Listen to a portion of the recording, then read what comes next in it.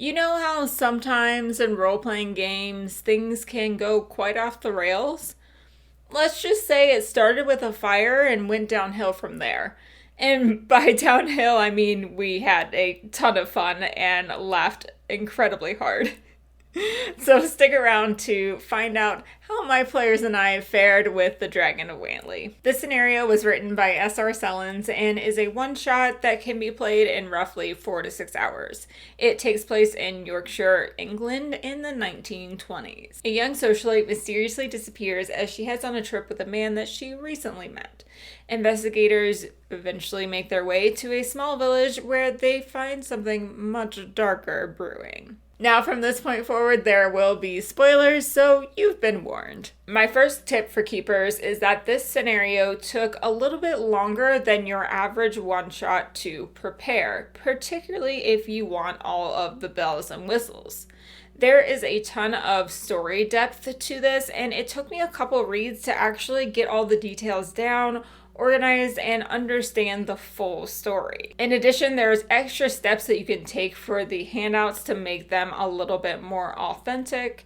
And these handouts are incredible. I mean, just look at this newspaper article, which is the first lead-in for this scenario. It's so well put together and incredibly organized too. They supply a Google Drive link where you can download all the different investigators and handouts, and it was really helpful for me to have it all in one place like this. But I have to admit, I kind of felt like I was on the show Nailed It, because look how beautiful the handouts are that the author prepared, and then look at how mine turned out. Now, they're not bad. Like, I don't think they're terrible, but I do feel like looking in comparison to the awesome work that he put in to making them look really authentic, mine were just like, meh, okay. And yes, I was extra, and I ended up printing the amulet that came with this. It comes with a 3D printer STL file, so I did print it and paint it, although a painting job was a little bit poor,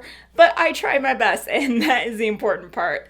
I also stole a rock from our front yard and made a little cultist symbol here. All that being said, it took me a while to really wrap my head around all the details that were going on here, all the family history and the family tree, and to really understand this story in its entirety. But I had a lot of fun preparing for this. One of the cool things about Call of Cthulhu, and something that I enjoy as being a keeper, is I like the process of planning. I like the process of discovering the story and prepping the handouts, all that cool juicy stuff.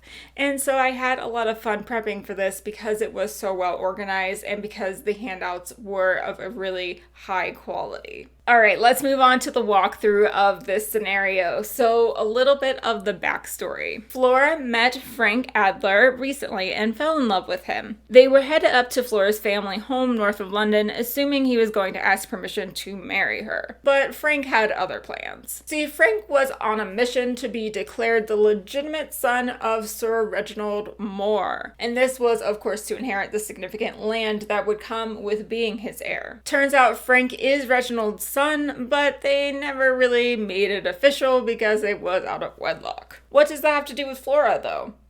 Turns out this family has a unique history with a doll that is slumbering near this little village. This doll was disturbed by Rupert More I in 1560 when horrible attacks happened on this village and a lot of people died. And it's been the responsibility of the More family to keep it bound ever since. They do this through this ritual every 48 years to rebind the doll, and it requires this amulet. Frank plans to threaten his father by waking the doll up early and controlling it, but in order to do this, he needs another member of the family, which, ding ding ding, is Flora. Flora is a distant relative of Frank, which of course she doesn't know, but with Flora, and once he gets the amulet, he will be able to perform this ritual to awaken the doll and cause chaos if Sir Reginald does not legitimize him. Woo! Did you catch all that? If not, the scenario does provide family trees and the history via a timeline, so you can utilize these two things to help make sense of everything that's going on. The investigators are likely going to follow Flora's path, which is going to land them in her aunt's house in London. So my number one tip here is to play up all the different personalities of the people that your investigators are going to be talking to here to gather information. This will lead them to the railway station, and they're going to piece together that Flora was actually drugged by Adler. They're going to talk to some people that find out she was stumbling, and my tip here is to remember that Adler loves to chew on toothpicks. So I did have a few of those as I was playing, and every time that I felt like they needed a little bit more specific direction or I wanted them to do some spot hidden checks, it was easy for me to throw a toothpick at them and say that they found this, eventually piecing together that that would be a somewhat trail to find Frank. Also, to highlight the level of detail in this scenario, I want to read you a little snippet from a minor NPC who works at the railway station. His role-playing hooks are: immerse yourself in the life of Joseph Brealey by getting yourself a train timetable and learning it by heart. Then bore your players by reciting it verbatim. That made me laugh a lot, and it was fun for me as a keeper as I was reading through it to break it up and just notice the attention to detail there throughout the scenario. They will learn that Frank and Flora made their way to Warrenclyffe side, so that is the small village that they will go next to sort of investigate. The investigators will drive by the dig site of the bodies that are being excavated, and these bodies are from the original Dragon of Wantley attack. But they may or may not be driving during the day, so my players ended up getting lost, and it was pretty late when they ended up driving into the village. So they didn't get a chance to interact with the people that were working the dig site, but they did know that something was going on and could ask questions at the pub later that evening. And friendly reminder that when the investigators do make their way to the village, to make use of the madman, because he is the person that's going to be giving them little cryptic hints, and it just adds a lot of flavors to the scenario. This village has a nice little map associated with it, and keep in mind as you're planning that the main goal is to get your players to Moor Hall. So the clues that they're going to be gathering will eventually want to lead them to this hall. The pub is most likely the first step that the players are going to interact with. This is also where their lodgings are going to be. So this is a really cool place to insert all the different gossip and try to gather some of the core information that the players are going to need for the rest of the scenario. The other awesome thing about the scenario is it actually includes an MP3 file for this folk song about the Dragon of Wantley. So I had this playing in the background as my players were asking and interacting with all the other people of the village. They will most likely meet Polly, who is in league with Adler, but they're not going to find out right away that she's evil. They probably just think that she's a business owner at first. The other thing they might stumble onto is that there is a basement layer to the pub. And stay tuned, because my players had a funny interaction with that kind of led to some chaos. This is also a great opportunity if you did not get the chance for your players to interact with the dig site to have someone who was injured by the bodies. So one of the workers I had get pretty bad burns on his arm, and he was complaining about it and kind of needed a little bit more medical care. So one of my players was actually really good at this medicine, so they were able to help out and at the same time exchange some information about what was going on. These bodies encased in this weird goo, and this goo is extremely flammable, which I was very clear about, and you will find out what's going to happen very soon. I'm sure you can piece it together. But we'll get there. Other buildings that are cool that they're on the map but not essential to the plot are the post office, the police, and the general store. The church is where they're currently housing these bodies, so the next day my players decided to go check out the bodies and investigate them a little bit more. Try to figure out what's going on, and most importantly, make sure they were not Frank and Flora. As they explored the church and found where these bodies were being held and investigated them, they were really curious if this casing would melt so they could investigate further. So they did bring out fire after I had warned them that they were very flammable, but as a considerate keeper, I decided to not light them on fire immediately and gave them little warning signs like, hey, your flames are getting brighter, and they're getting more intense the longer they're in this room.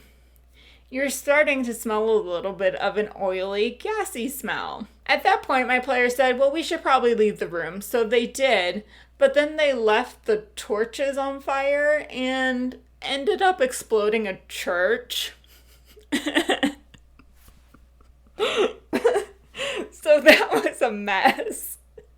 And then they decided, well, it's probably a problem that we blew up this church and the police station is right across the road. So we're going to run now. And they ran back to the pub. We're trying to figure out what they were going to do, if they were going to flee the village, if they were going to try and cover up what just happened. And I decided to give him a little hint, just try and move him along. So I give him another toothpick, and it's by the staircase to the basement, and they say, maybe we can just go down there and hide out. So they go to the basement, and they end up finding the tunnel system. And why not just use the tunnel system to escape? Well, the answer is because then you're moving past a lot of the plot points here, but my players did it anyway. And here's where I get to the biggest challenge with the scenario, because it does not have a map for the tunnel system. So I tried to piece together through the different descriptions of where the tunnel was connected to, and I ended up just kind of making up some of it as I went. I did read that it went all the way to where the doll was sleeping, so I knew that it was connected via multiple different locations along the way.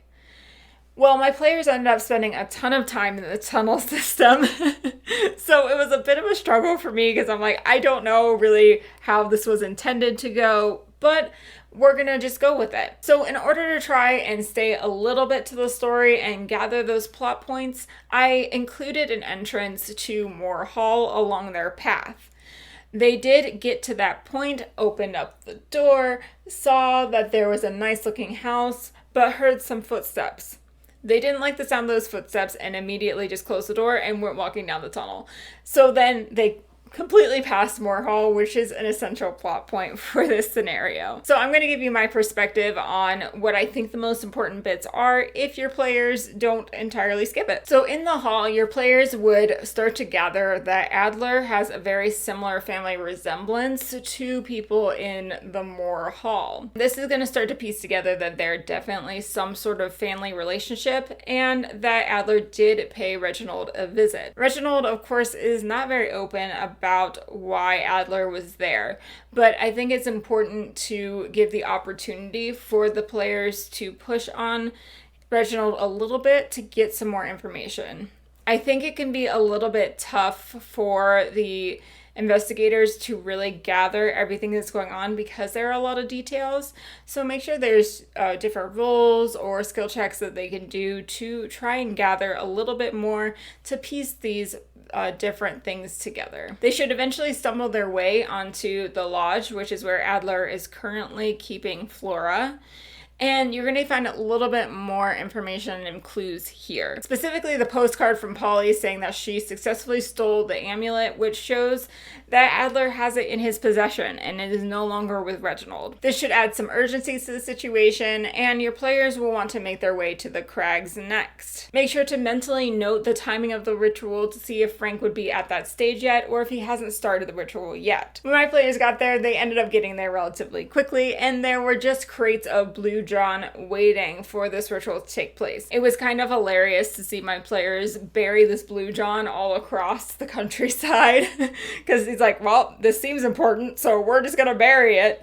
It was very hilarious, but that's just a key tip as you're playing through to figure out the intentions of Frank, put yourself in his shoes, and try and figure out the urgency there. Has he spent enough time trying to convince Reginald, or is it time for him to go and he needs to start this ritual? The scenario lays out really well different situations based on what happens with the ritual, so read through those different possible endings so that you're prepared for whatever route your players end up taking. My overall thoughts on this scenario, I thought there was fantastic backstory. It was detailed and interesting. The handouts were incredible, and if you're feeling up to it, you can try your hand at going the extra step to make them look a little bit more more authentic. The attention to detail in the scenario is phenomenal. The biggest challenge I think you'll run into is getting all the backstory information to your players without info dumping. Making good use of gossip, of Reginald, and of the library and different clues.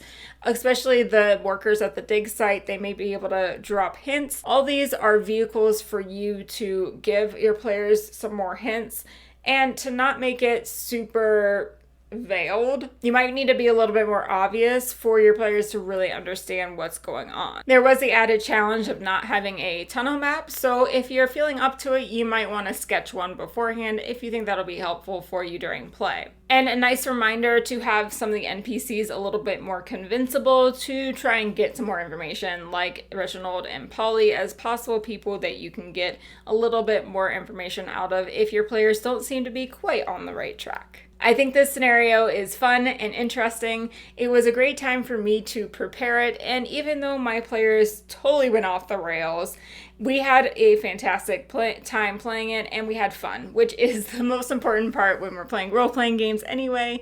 So even though I didn't necessarily get to explore the story exactly how I thought we might have, we ended up being able to have a ton of fun. So the scenario was a vehicle to have a great evening with my friends, and I highly recommend you check it out. It'll be linked in the description below, and in the meantime, go ahead and check out some of my other scenario reviews. Thank you so much for watching.